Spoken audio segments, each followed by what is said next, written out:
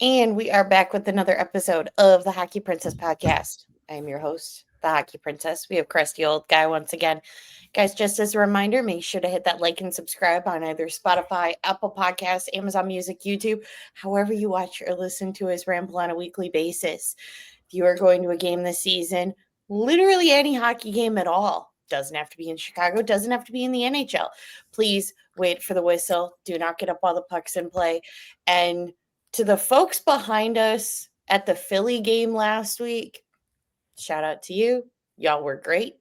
And if you are going to Blackhawk game this season or anything at the United Center, highly recommend Su Taqueria El Rey del Taco over on Ogden. The food are great. The food's great. The people are great. And it's just great.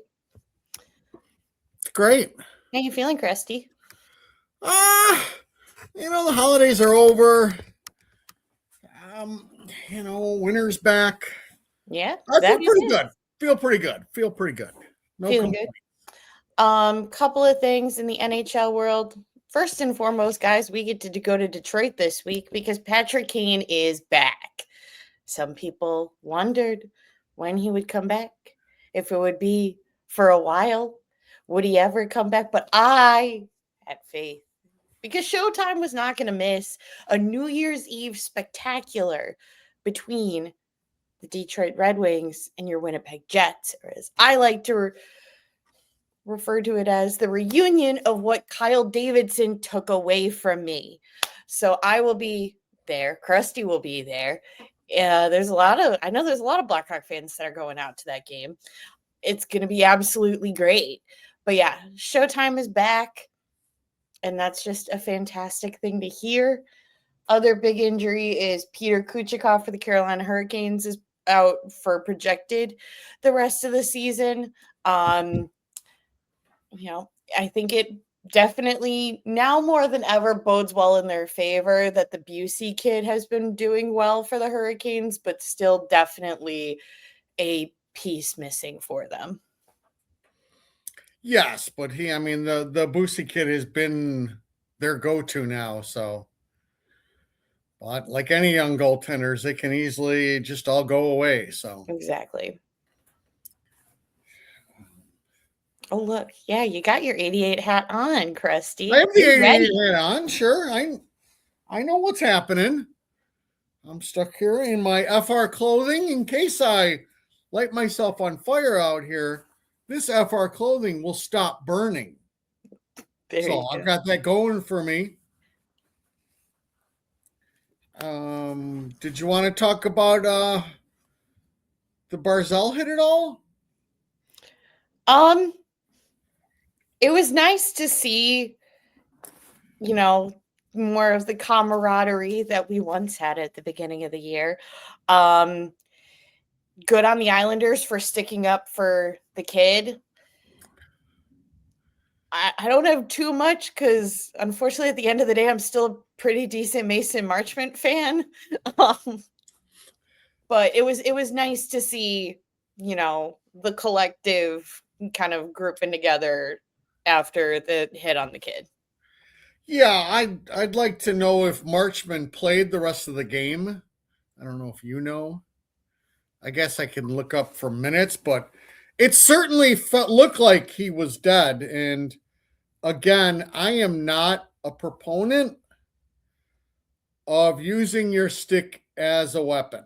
No. I'm just not really a fan of that.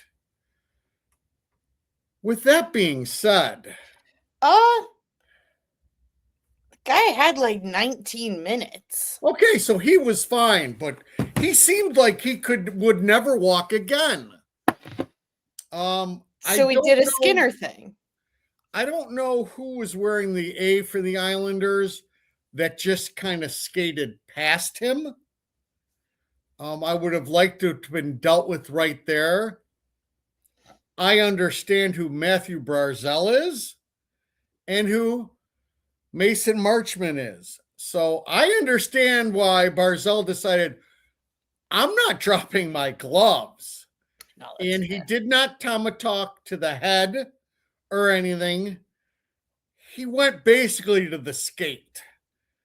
I really did enjoy it. You cannot have anybody blatantly run at your player the willy nilly way that he did. I don't even believe he got a penalty, but it Probably. was cheap. It was cheap. It was unnecessary. I am Oh, for sorry sure. that's a skilled player that got past you, but just deal with it.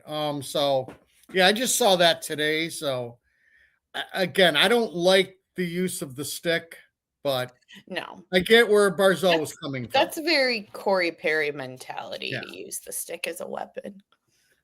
Yes.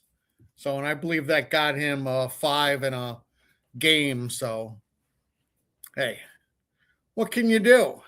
Yeah. You got anything else in the NHL, Krusty? You excited for Michigan this week? Nobody's excited for Michigan. I'm Michigan people. I'm just kidding. I'm just kidding. Krusty, he doesn't get all that excited for everything. I am kind of excited. It'll be my first trip to that barn. Yeah, new barn. New barn's always exciting. And the fact that I didn't know if we'd get the 2 players, So, my only last thing is, I hope everybody understands how monumental this is, and if we could have a face-off between Kane and Taves, I'd appreciate that to open the game. Please give it. Winnipeg, Detroit. We need So, it. I know you don't care what we need, but I need it.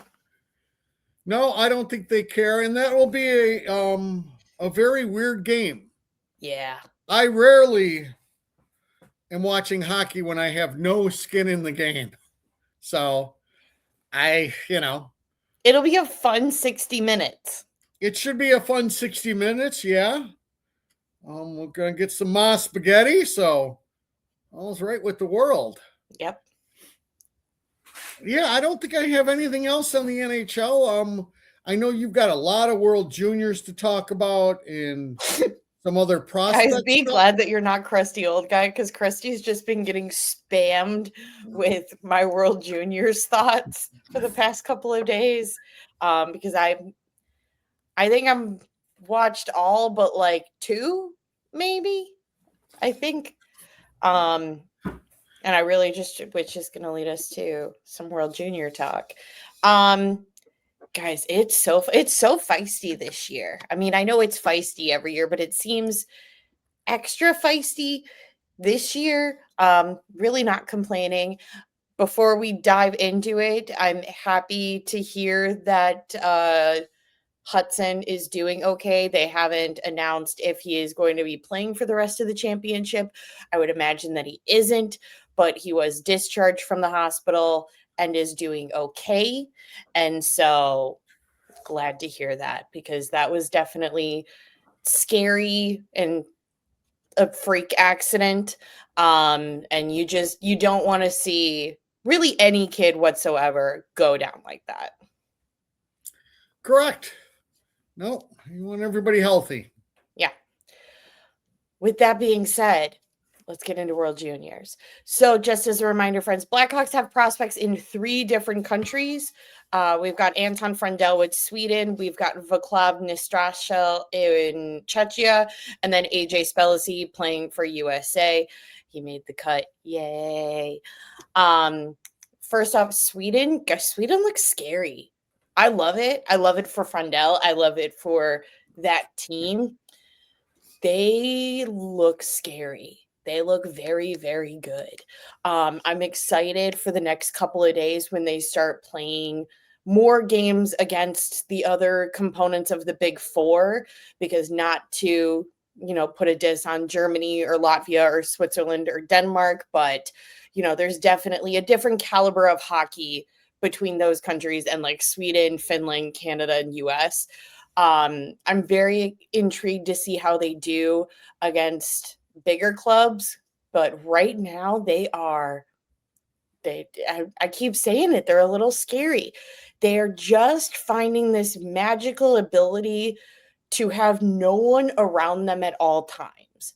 They're able to just create space wherever they are and kind of just like pop up out of nowhere. No one's around them and decent amount of times it's Frendell, sometimes it's other guys, and they're able to easily put it in the net. They've been very, very exciting to watch. Obviously, you've got the Frendell for the Hawks. You've got Eklund, who's been playing on Frendell's line quite a bit, who's also been looking very impressive. And then you have the Stenberg and then the Bjork kid, who are draft eligible this year. The Bjork kid, I haven't noticed as much. Stenberg, yes. But I'm not looking at him as much just because, there's a little bit of a size thing with Stenberg. But we shall see. But yeah, Sweden looks, they're not there to mess around, and I'm excited to see what they do against like the US and Canada. And also, very hot take that everyone is kind of making, but I just want to make sure that we're saying it on this show. Anton Frendell is better than Michael Misa. We're seeing it in this World Juniors. Let's see. It's early in the tournament, is it not? Who cares? He looks great. I'm not saying he doesn't look great, but don't be making,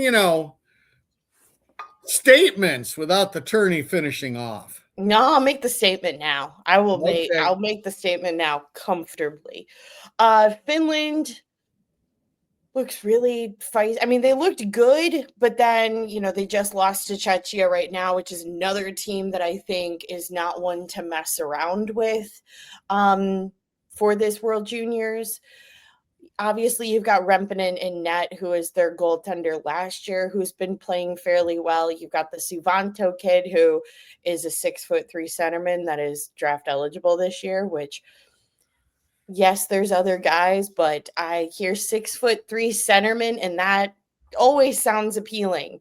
So Finland's been playing okay. Like Krusty said, it's early in the tourney. But they've been doing pretty well. The other big one, and came with a little bit of drama, is Team Czechia. They've been playing very, very well just across the boards. Got a little bit of press with their first game against Canada. It got a little feisty at the end. You've got more tone with the butt slap on one of the players after he scored, and then Canada didn't show up for the handshake line. Martone took full accountability for both of those things. And I really liked what the prospect Nastrasel had to say about after that game. Was very much like, you know what, because Canada ended up beating Czechia 7-5, and he was like, they celebrated like they won the whole thing.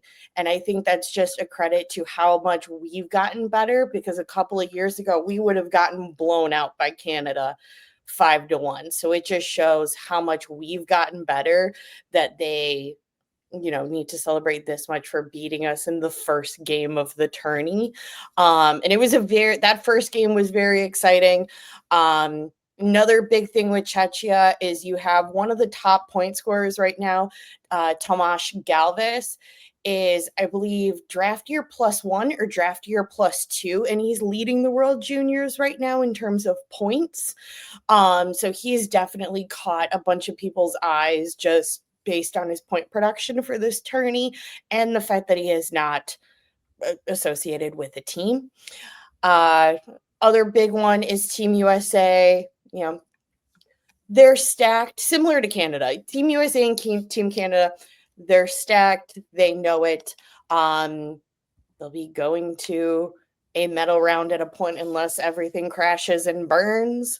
They are down 2-0 right now. So Team USA? Mm-hmm. Who are they playing? Slovaks.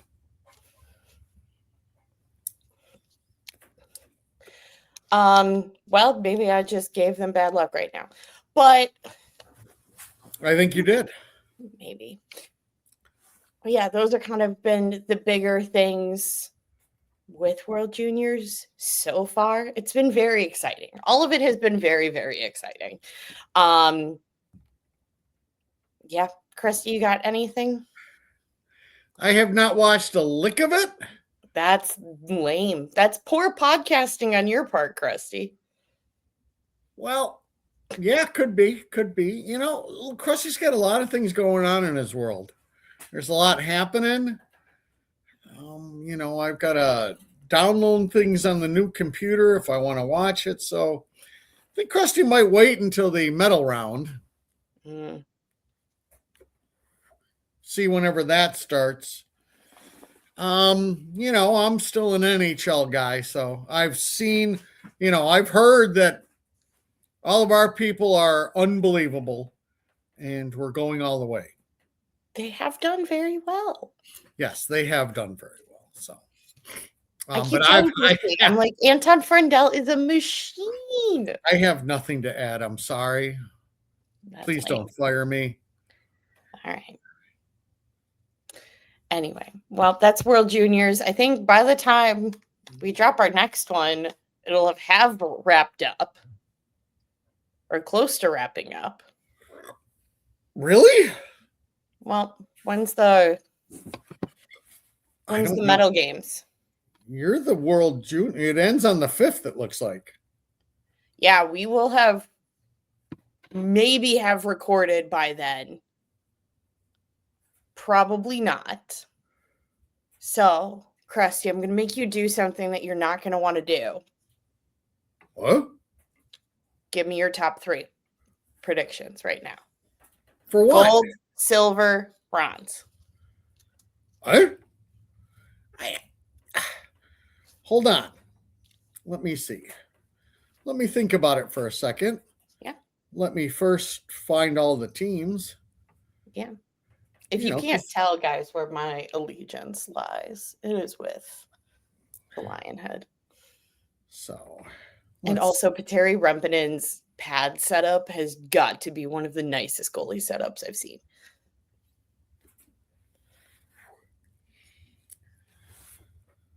I will go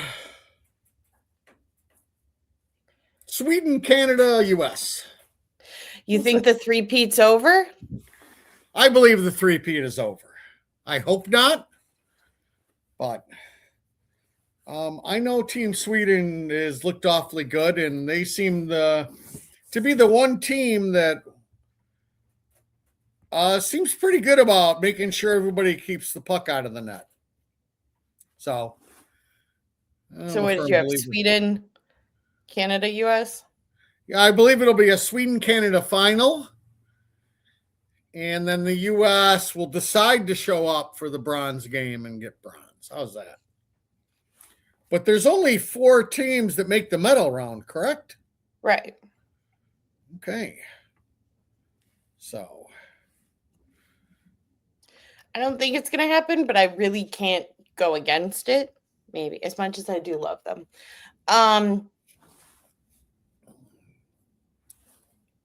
Sweden,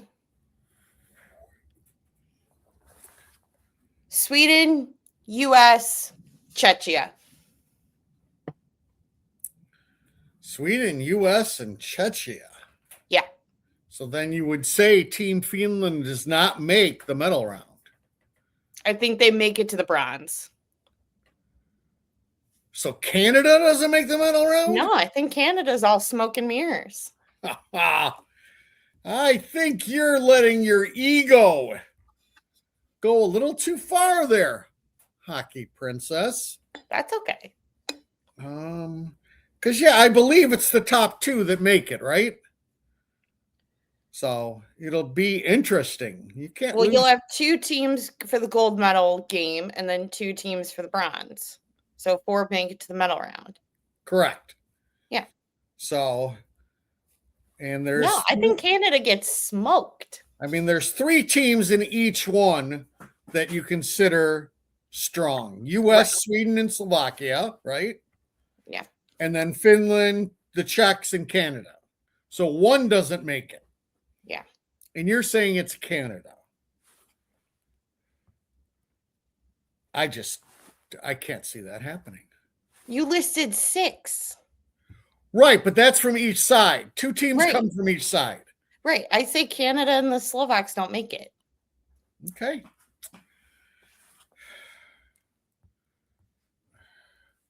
Because remember, it's not even my ego. Want to put a wager on that? It's the pure. I know how much you love gambling, so. Yeah, I hate it. It's the, spite of them snubbing a Chicago Blackhawk prospect that has me putting it out into the universe that they don't make it to the medal round. They could have made it to the medal round with Merrick Vanaker, but they chose to not bring Vanaker. Okay. So we'll see who's right next week. We will see who's right next week, but wow, I guess that's possible. I mean, Canada's already, they've gone to overtime once, they've got 5 points. The Finns have 7. They got 2 wins and an overtime loss, so I guess anything is possible. Anything is possible. Jumping to our prospect report, guys, it's a little bit light just because the college kids are still on break and we've got kids at the World Juniors, but we still have some. So, prospect report, like I said, Anton Frendel, Vaclav Nestrashel, and AJ Spelliscy all have points with the World Juniors right now for their respective countries. You've got 1 goal with Merrick Vanaker from the Brantford Bulldogs, 1 assist for Parker Holmes out of Brantford Bulldogs. Roman Kantaroff with 45 points in 38 games in the KHL. Jack Pridham with a hat trick for the Kitchener Rangers, and then Nathan Bem with a hat trick and 2 assists in 1 game for the Kamloops Blazers. Then everybody else is either on break or just not playing. Okay, Merry Christmas. Merry Christmas. Getting to Rockford had 1 game this weekend, and it was a great game for the boys. It must be the new LED boards that they have at the BMO Center, because the game was sold out and they won like 7-4 or 8-4, something obscene. You got Berezhnoy in net. The return of Rem Pitlick back with the Rockford Ice Hogs. We remember him from his Chicago stint. Sure, the armpit lick. But he's back with Rockford. Very, very good night for Gavin Hayes, who had 2. Berezhnoy played great. It was definitely a snowball effect in terms of, racking up points. I think it was in the second period when a decent amount of those goals came through for the Ice Hogs. But it was very much when there's one, there's a lot. And they were able to just kind of shut down that game. So very, very good for them. Other Rockford Ice Hogs news, Marcel has gotten out of his Rockford Ice Hogs contract and gone back to Europe to play, which makes sense. Wish him the best, but it kind of makes sense. He was struggling to find his footing between Rockford and Indy, and kind of was fighting for 4th line minutes.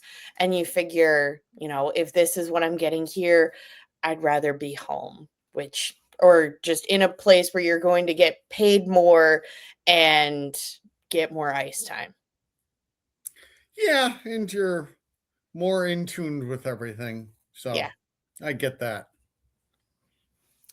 Krusty, you got anything? I know you don't. On Rockford? No. No. I do not. Good on Gavin Hayes. Yeah. He looks like one of the guys that is going to be lost in this shuffle. So, he's going to have to produce to make a difference and to be thought about. And as of now, that's just not the case. So hopefully he can start turning it around. Yeah. All right, guys. Unfortunately, we have to talk about the big club. What do you mean, unfortunately? Well, last night was sad, Krusty. Well, yes. I'm very, very glad that you sold the tickets. Yeah. Yes. Sure may. Hopefully it was Penguin fans that were in the building and were able to witness that. Yeah. So we just have 2 games to talk about? We have 3. The Philly game too, right? Philly, Dallas, and Pittsburgh. Okay. Philly. Yeah, it seems like years ago, doesn't it? I don't know what to say. All right, I think you said everything you need to. That no, I do know what to say. Bash and Pop, what's going on with the goalie pull? That was a little painful to watch, and by a little painful, I mean very painful. Uh, yeah, it was just, and it wasn't even just like one sided. Like both teams just seemed like they were ready for Christmas. Um, I don't even want to say that like Philly was on their A game and we got destroyed. It was just kind of 60 minutes of slow hockey. Um, I still think defensively they looked a bit scattered during the Philly game. Um, so I don't know at what point we kind of figure that we're, need to lock some of that down because it just seemed a little all over the place.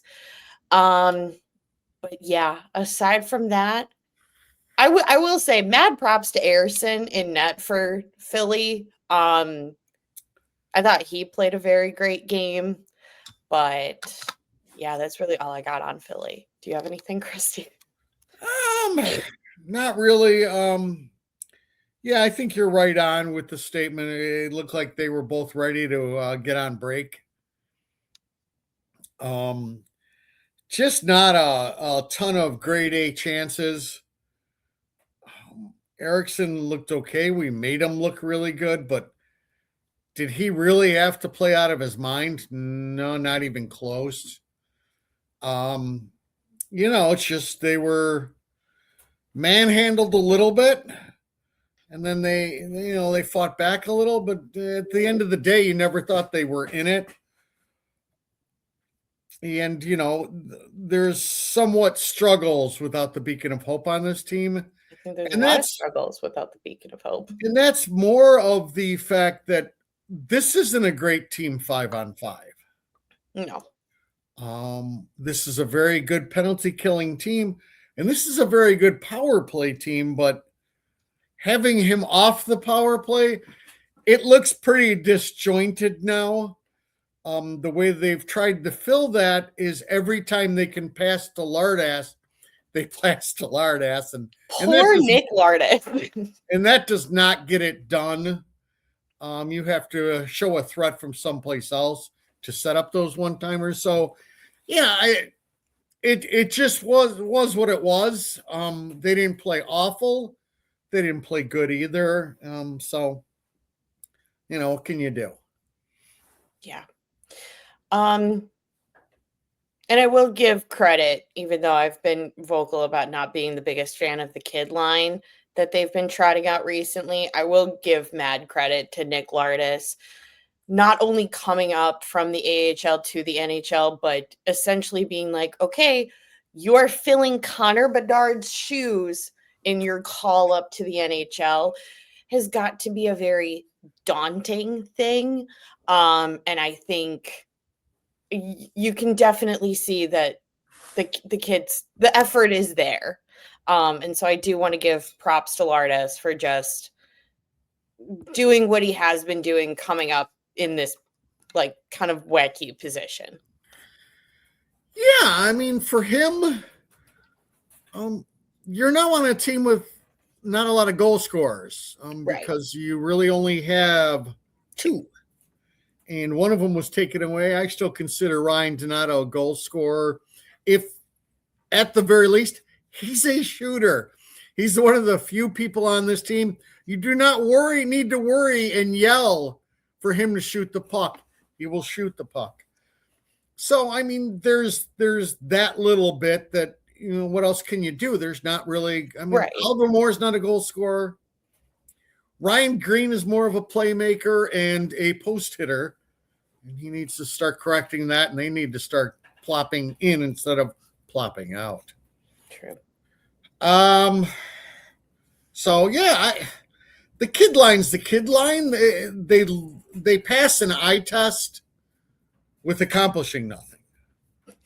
So and again, they're all kids.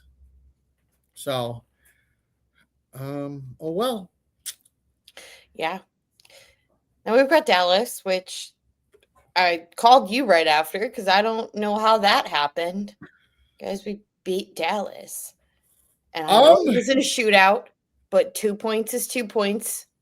Um, yeah, they won because the way they win most of their games. All of a sudden, your goaltender is all world.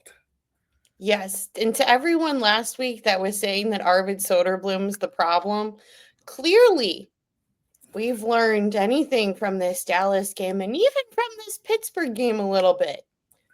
Bloom's not the problem. Bloom is not the problem. I will say it until I'm red in the face. Bloom is not the problem. No, he is not. I think it'll be hard to completely gauge the goaltending until that structure in front of them is better. And I don't know when that actually happens. They're teaching an aggressive style, and with an aggressive style, are going to be things going the other way. The Dallas game, though, it was a good effort all around. It's not like Dallas was laying down either. No. There had been games before, like the Toronto game, where they just seemed disinterested, Right. and other teams have been disinterested and want to turn it on. No, I Dallas. think it was a battle. It's still, you're off for 3 days. You're not thinking hockey. But Otter was in net. They decided to give Bloom the net. I thought the kid from Rockford had a really good game. I forget who he played, on what line he played with. I think it might have just been the fourth line. But the Tenorti kid, I thought, looked really good. Tony Nato. Tony Nato. Tony Nato's been he got sent down, which I don't think that's anything against him. I think that truly is just with Foligno coming back. Tony Nato's been kind of a plug and play down in Rockford, I want to say. I will say maybe bottom to mid six, if anything. You rarely see him on the top line in Rockford, but they've definitely had him be more of a plug and play type of character down in Rockford, depending on the roster at hand. Yeah, but I really did like his game. I believe also on that line, Lardass was bumped to the fourth line. Mm-hmm. And with that, I get some more complete worker bees. I mean, I understand that everybody thinks, Oliver Moore is a complete worker bee, but to a point. And so I liked that line. I did really think that, again, the person who's been playing at the end of the day pretty well is Bert. Oh my God, yes. Bert's gotten 2 goals, and I've turned the corner on Bert a little bit. Yeah, I've had to eat my words. Bert is not a completely solid defensive player, but his reckless and nutty style a lot of times just gets it done. And you've got to at least give him his props for his nose this year, his nose is in it all the time. Yeah. This team is going through a bad spell, and his nose is still in it. And for me, that's leadership. Yeah. I mean, that for me is what leadership looks like. It looks like I don't quit whatsoever. And that was a huge takeaway from the Dallas game. Also, one of the best games the Pickles played. The Pickle looked phenomenal. Absolutely. So, I mean, that's a really good team that you just beat. Do you catch them a little bit by surprise?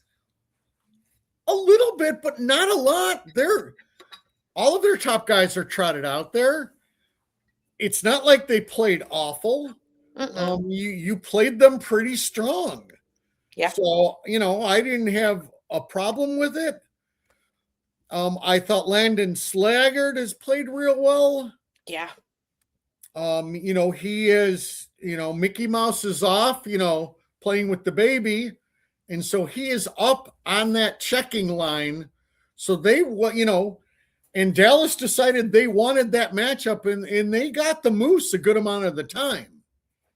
And that's a bitch in this league. He is too much to handle. Can we, and I'm once again, because I'm an Arvid Soderblom defender, but the Moose breakaway bait that Bloom defended and like red, he had his eye on it the entire time. That was fantastic to watch. I mean, the replays were fantastic to watch. I was trying not to like lose my mind during it, but my God. Yeah. But we talk about a lot of things on the show, and the one thing we're lacking, if you've watched the Dallas game and you watch how that guy plays, that's the missing link. That is somebody who can hold possession no matter who comes up on him. We do not have a player like that. No. We are hoping that is Anton Frundell. The little bit I've seen from Anton Frundell, I haven't seen a lot of those moves. I've seen a lot of other really kick-ass moves, but I haven't seen that puck possession holding. So okay, because I asked you this question before. Well, ask it again. Gosh darn it. Why not? Well, because during the beginning of World Juniors, I called you and I was slightly concerned because I was like, Anton Frundell's on wing. They don't have him at center. Forget who's at center, but then it's Frundell and Eklund that are on wing for their line. And do you think you're not seeing it because of the way that he's set up right now in World Juniors? Because I would agree, you're not necessarily seeing that like Rantanen-esque puck possession sort of thing, but like dialed back a ton because he's 18, 19, but you're seeing more of the like just constantly putting the puck in the net, very much the like, I see this sliver of a net, I'm going to put the puck right there sort of thing, because that's mainly what I've been seeing consistently throughout World Juniors with Frundell. And do you think you're seeing that more than the Rantanen-esque thing that you're looking for because of the position that he's getting set up as with World Juniors or even with Drew Garden? Very well could be. Okay. Very well could be. I mean, Frundell has the size.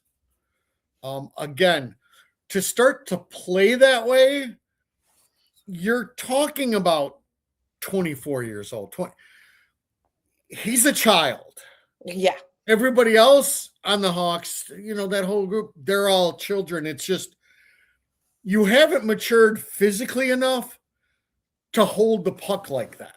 Right. So I think it's something you could, yes. I'm just saying right now that's the thing that's missing. We have a lot of finesse players, but in the NHL, you have to be able to hold possession.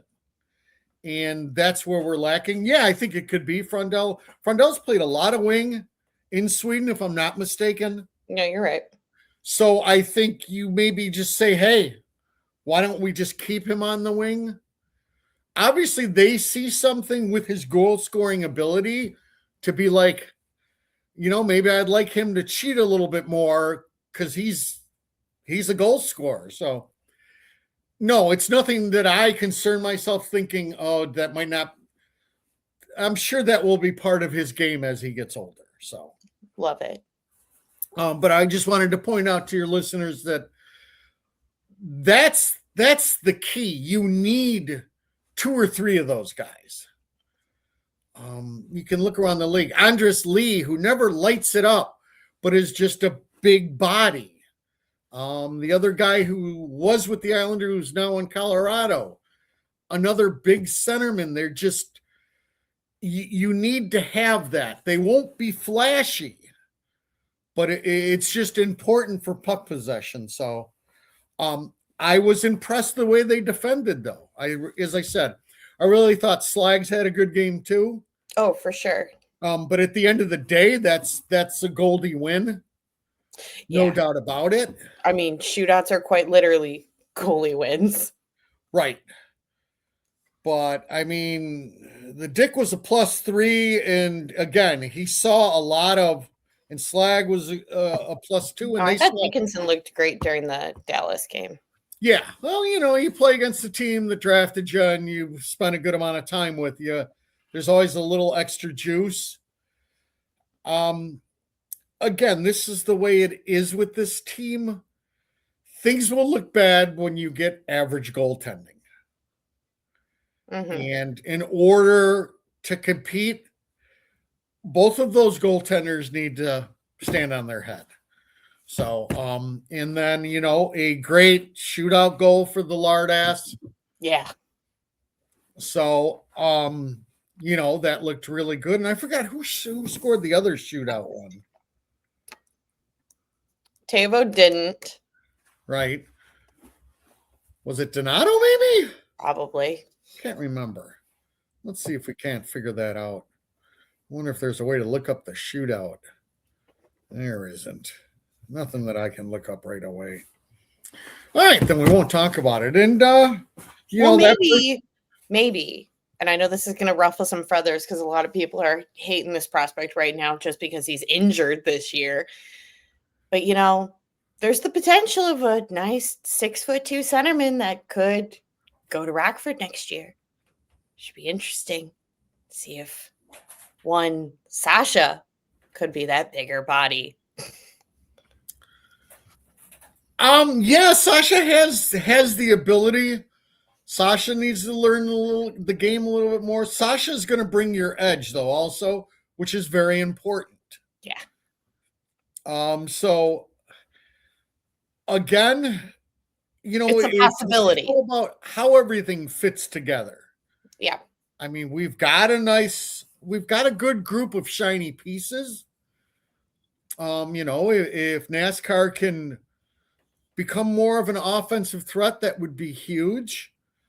But yeah, I think they have the pieces with enough size to get it done. Maybe you go out and find somebody, but those guys are available. The Brian Bickles in the world are available, and they don't cost you an arm and a leg. Right. The only thing they have to be able to do is they have to be able to play with skilled players.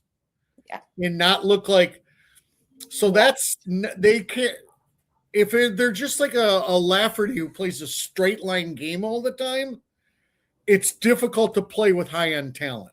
Yeah. So, but they'll be okay. And then, we can segue to what happens when we get average goaltending in the next game. And, I have nothing to say, mainly because I'm going to admit to our listeners, and I don't like admitting this, I shut it off after the fourth and I watched the Rockford game. Well, I went out to watch the Bears game, and at about 11 o'clock started watching that and still watched the whole thing until like 12:30. Hooray for not working. You want a sticker? I do. Hey, I've got to do my research for this show. Yep. Damn it. Oh, neighbors started their car. Mm. But hey, at the end of the day, Knight looked like shit. I don't know how other way to put it. Yeah. He looked like shit. And then, everybody just kind of followed suit. It was what it was. I don't like to say it a lot, but this is definitely a game you put in a box and you throw it out the car window. Just like the Buffalo game. Yeah. No, not quite like the Buffalo game. I think that's something you needed to keep just because it was such dog shit everywhere. Where this game, it was still dog shit. You had a goaltender that just struggled. And then it's just difficult on everybody else, and you can't get a gauge. That Buffalo game, they were manhandled. That was a gross beatdown constantly. And I don't even want to put fault against Bloom because to my understanding, Knight was in, then Bloom was in, then Knight was back in again. Yes. Because Passion Pop couldn't make up his mind. I really don't want to throw any fault at Bloom. Maybe once again, I'm just the giant Bloom defender. But he stood on your head last night. You figured you weren't going in, and the game's already bad. Like, that's got to be a huge mindset thing, too, as well, I would imagine. Well, right, but Bloom's let-ins weren't like Knight's let-ins to begin with, Right. and I understand the rationale is, you're 10 minutes into the first, and what you're down 4, and it's just you can't leave Knight in. You don't want to take him out because Bloom played the night before, and then after it's gotten out of hand, you don't want to leave Bloom in there for the third, so you make the switch back. I don't have a problem with it. I know other people want to really worry about kind of the way we're handling goaltenders, especially with pulling them. I just don't think I think it's a moot point until you're in a competitive team. Okay. And then it matters. Right now, I just don't think it matters. You're trying to take care of each of them. And the way you're trying to take care of Bloom is you don't want to put him in that game. Right. He just played last night. But again, you don't want to leave. Knight doesn't have it. So it's disrespectful to just leave him out there a la Patrick Waugh, where he doesn't have it, and you just hey, you let Knight reset. He refocuses, says, if it's okay. I don't know how that works. I would love to know if that's just a Bash decision. Does Knight say something? Right. Is it something that Bash talks to Knight about? I'm thinking of.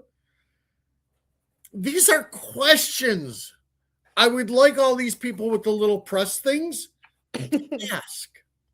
These are the things we actually want to know. Yeah. Not the same stupid questions you guys always ask.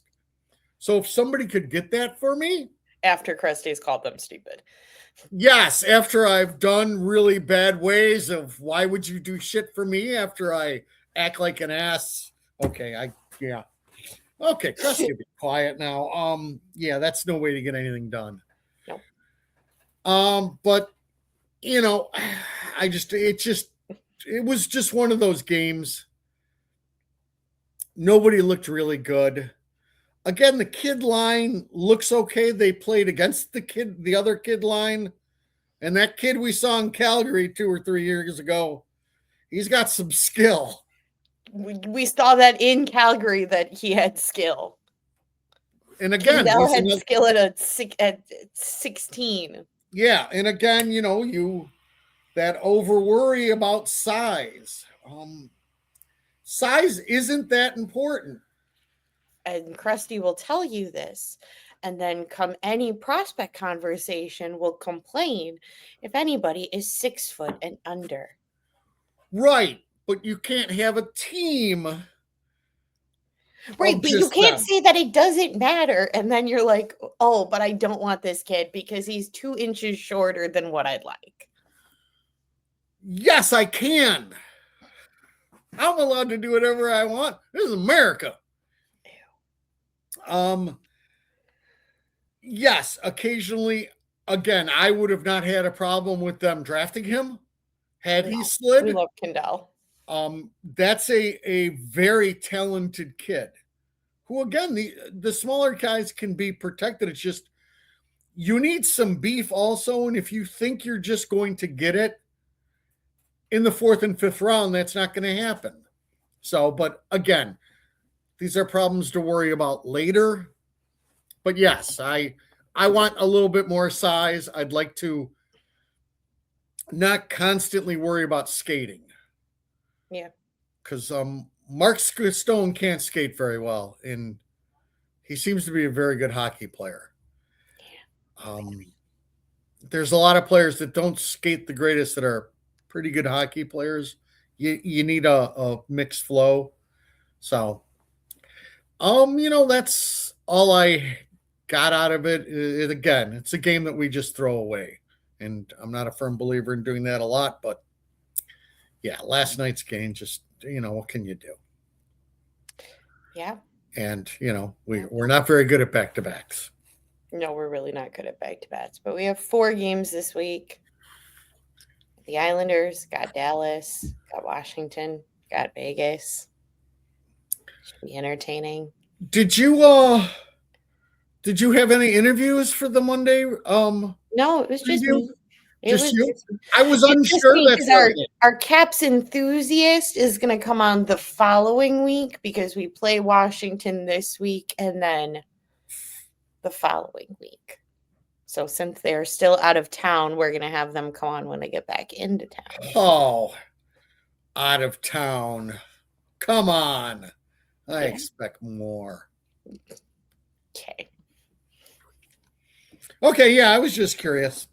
So No, it was just me.